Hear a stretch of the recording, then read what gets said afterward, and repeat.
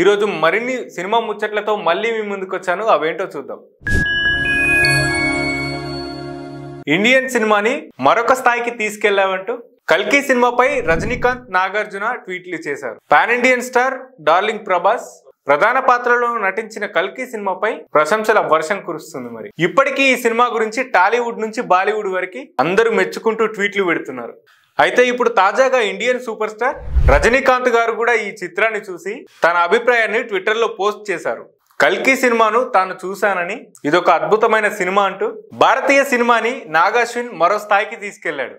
ఇటువంటి సినిమా నిర్మించినందుకు నా స్నేహితుడు అశ్విని దత్ కి శుభాకాంక్షలు.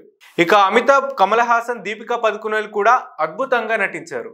పార్ట్ 2 కోసం ఆసక్తిగా వెయిట్ చేస్తున్నా అంటూ పోస్ట్ చేశారు. ఈ పోస్టును చూసి నాగాశ్విన్ స్పందించాడు. మీ పోస్ట్ చూసి నాకు మాటలు రావడం లేదు సార్. మా సినిమాపై మీరు స్పందించడం చాలా ఆశ్చర్యాన్ని కలిగించిందన్నారు అని నాగాశ్విన్ రిప్లై ఇచ్చారు. అలాగే హీరో నాగార్జున కూడా కల్కిపై స్పందించారు. కల్కి టీం కి నా శుభాకాంక్షలు అంటూ, నాగి నువ్వు మా అందరినీ మరో లోకంలోకి, మరో టైం లైన్ లోకి తీసుకెళ్లిపోయావు. అసలు ఫిక్షన్ ని మైథాలజీతో ముడిపెట్టొచ్చు అనే అద్భుతమైన ఆలోచన నీకు రావడం అయితే చాలా గ్రేట్. అమితాబ్ సార్, మీ గురించి ఏం చెప్పగలను? అసలు మీరు మా అందరికంటే సూపర్ మాస్ హీరో. మిమ్మల్ని స్క్రీన్ పైన యాక్షన్ సీన్ లో చూస్తే బూస్ బంప్స్ వచ్చినాయి. కమల్ జీ, మీ విశ్వరూపాన్ని పార్ట్ 2 లో చూడడానికి సిద్ధంగా ఉన్నాను. డార్లింగ్ ప్రభాస్ మరోసారి తన మ్యాజిక్ తో ఇండియా సినిమాని షేక్ చేశారు. అలాగే తల్లి పాత్రలో దీపికా పదుకునే అద్భుతంగా నటించారు. నాగి, స్వప్న దత్, అశ్విని దత్, వైజయంతి మూవీస్ ఇంకా ఈ సినిమాలో పనిచేసిన ప్రతి ఒక్కరికి కూడా నా శుభాకాంక్ష అంటూ నాగార్జున ట్వీట్ చేశారు. ఇప్పుడు మరో సినిమా ముచ్చట చూద్దాం. గ్లిమ్స్ తో ఆకట్టుకున్న అల్లరి నరేష్. టాలీవుడ్ లో అల్లరి నరేష్ కి 0 హేటర్స్ ఉంటారు. అలాగే కామెడీగా చేసిన, రూట్ మార్చి సీరియస్ గా చేసిన అల్లరి నరేష్ కంటూ ఒక సెట్ ఆఫ్ ఆడియన్స్ అయితే ఉన్నారు.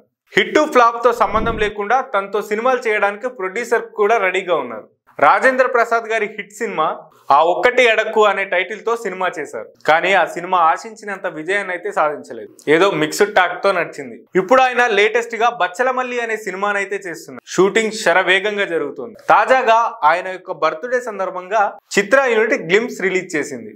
ఈ సినిమాలో నరేష్ తన్ని తాను అద్భుతంగా మార్చుకున్నాడు. నిజంగా పూరమాస్ లుక్ లో కనిపించి అందరినీ ఆశ్చర్యపరుస్తున్నారు. అలాగే బర్త్డే సందర్భంగా సితారా ఎంటర్టైన్మెంట్స్ లో ఇంకో సినిమా కూడా అనౌన్స్ చేశారు. మీరు అతని కంటి నుంచి తప్పించుకోలేరు. సితారా సంస్థ కాన్సెప్ట్ పోస్టర్ ను కూడా రిలీజ్ చేసింది. సైన్ లాంగ్వేజ్ తో, ఇంట్రెస్టింగ్ సింబల్స్ తో ఈ పోస్టర్ అయితే ఆసక్తికరంగా ఉంది. మరి దీంతో ఆ పోస్టర్ ని డీకోడ్ చేసే పనిలో పడ్డారు ప్రేక్షకులు. ఇక ఈ సినిమాపై మంచి బజ్ క్రియేట్ అయింది. పోస్టర్ తోనే మేము ఒక విభిన్నమైన సినిమా తీయబోతున్నాం అని మేకర్స్ క్లారిటీ ఇచ్చారు. ఈ సినిమాకు మెహర్ తేజ్ అనే అతను దర్శకత్వం చేస్తున్నారు. గతంలో ఫ్యామిలీ డ్రామా అనే చిత్రంతో ఆయన విమర్శకుల నుంచి ప్రశంసలు అందుకున్నారు. అయితే ఈ సినిమా మాత్రం కొత్త కాన్సెప్ట్ తో తెరకెక్కిస్తున్నారు. సితారా ఎంటర్టైన్మెంట్, ఫార్చ్యూన్ 4 సినిమా బ్యానర్స్ తో సూర్యదేవర, నాగవంశి, సాయి సౌజన్య ఈ చిత్రాన్ని నిర్మిస్తున్నారు. ఇక ఈ మూవీకి సంబంధించిన మరిన్ని వివరాలని మేకర్స్ అతి త్వరలో అఫీషియల్ గా అనౌన్స్ చేస్తారు. త్వరలోనే మూవీ సెట్స్ కి వెళ్తుందని టాక్ నడుస్తోంది. కొత్త కాన్సెప్ట్ తో వస్తున్న ఈ సినిమాలో ఫుల్ ఎంటర్టైన్మెంట్ కూడా ఉంటుందని చెప్తున్నారు. ఇప్పుడు మరొక సినిమా ముచ్చట చూద్దాం. తన ప్రియుడితో పెళ్ళెప్పుడు అని చెప్పిన తమన్నా సౌత్ ఇండియా సినిమాలతో కెరియర్ మొదలుపెట్టి ఇప్పుడు పాన్ ఇండియా స్థాయిలో సినిమాలు చేస్తుంది మిల్కీ బ్యూటీ తమన్నా. తమన్నా భార్య ఒక టైంలో టాలీవుడ్ లో స్టార్ హీరోయిన్ గా వెలిగింది. అలా సౌత్ లో పలు భాషల్లో చాలా సక్సెస్ఫుల్ సినిమాలు చేసి ఆ తర్వాత మెల్లిగా బాలీవుడ్ ఎంట్రీ కూడా ఇచ్చింది. అయితే ఇందులో కూడా తమన్నాకు చాలా మంచి ఆఫర్సే వచ్చాయి. ఆ తర్వాత తమన్నాకు మెల్లిగా సౌత్ లో ఆఫర్స్ తగ్గడంతో ఆమె బాలీవుడ్ కే పరిమితమైంది. ఆమె కొన్ని బోల్డ్ సిరీస్ లకు కూడా పనిచేసింది. జీకర్దా, లవ్ స్టోరీస్ లాంటి సిరీస్ చేసింది. అయితే ఈ క్రమంలో లస్ట్ స్టోరీస్ లో తనకి పార్ట్నర్ గా ఉన్న సహనటుడితో ఆమె చాలా కాలంగా డేటింగ్ లో ఉంది. విజయ్ వర్మ అండ్ తమన్నా ఆ సిరీస్ నుంచి మంచి ఫ్రెండ్స్ అయితే అయ్యారు. తర్వాత ప్రేమలో పడ్డారని టాక్. చాలా ఫంక్షన్ లో వీళ్ళిద్దరు కలిసి తిరుగుతున్నట్టే కనిపించారు. దీంతో వీళ్ళిద్దరూ డేటింగ్ లో ఉన్నారని అందరూ ఫిక్స్ అయిపోయారు. వీళ్ళిద్దరూ ప్రేమలో మునిగి తేలుతున్నారని అందరూ మాట్లాడుకున్నారు. వీళ్ళు కూడా ఎప్పుడు ఆ మాటల్ని ఖండించలేదు. అయితే ప్రేమలో పడి 2 ఏళ్లు దాటుతున్నా ఎప్పుడు పెళ్లి గురించి ఎలాంటి మాట మాట్లాడలేదు. ఇప్పుడు తాజాగా తమన్నాకి ఇంట్లో నుంచి ప్రెజర్ వస్తుందట. త్వరగా పెళ్లి చేసుకోవాలని అంటున్నారు. దీంతో తమన్నా కూడా ఓకే చెప్పిందంట. సో త్వరలో తమన్నా నుంచి పెళ్లి డేట్ గురించి ఒక అనౌన్స్మెంట్ వస్తుంది తమ కుటుంబ సభ్యులు. సో త్వరలో తమన్నా నుంచి పెళ్లి డేట్ గురించి ఒక అనౌన్స్మెంట్ వచ్చే అవకాశం ఉందని ఆమె కుటుంబ సభ్యులు అంటున్నారు. మరి గుడ్ న్యూస్ ని తమన్నా ఎప్పుడు షేర్ చేసుకుంటుందో చూడాలి.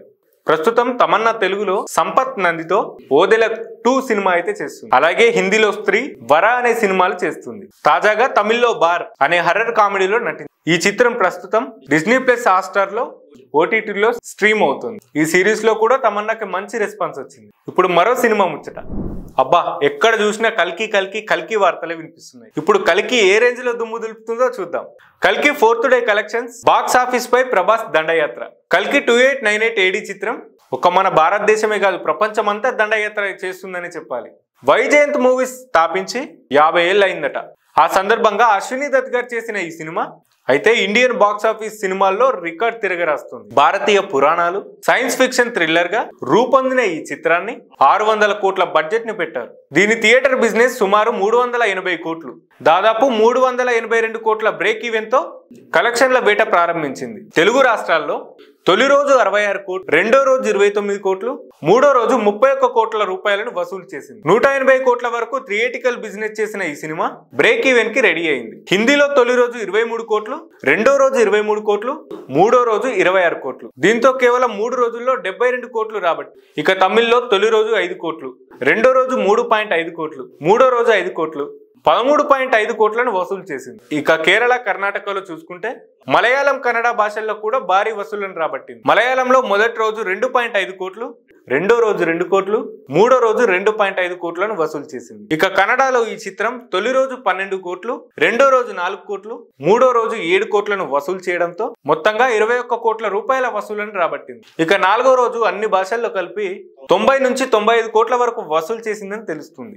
ఒక్క తెలుగులోనే నాలుగో రోజు 35 నుంచి 50 కోట్ల వసూలు చేసిందని తెలుస్తుంది. ఇదండి మన భైరవుడి బాక్స్ ఆఫీస్ దండయాత్ర. ఏం చెప్పగలం మన డార్లింగ్ గురించి? రాజ్ అంటే రెబెలేరా, రెబెల్ అంటే రాజేరా. ఇవ్వండి ఈరోజు సినిమా ముచ్చట్లు. మరిన్ని ముచ్చట్లతో మళ్ళీ కలుద్దాం. అప్పటి వరకు చూస్తూనే ఉండండి వాయిస్ మంకీస్ మీడియా.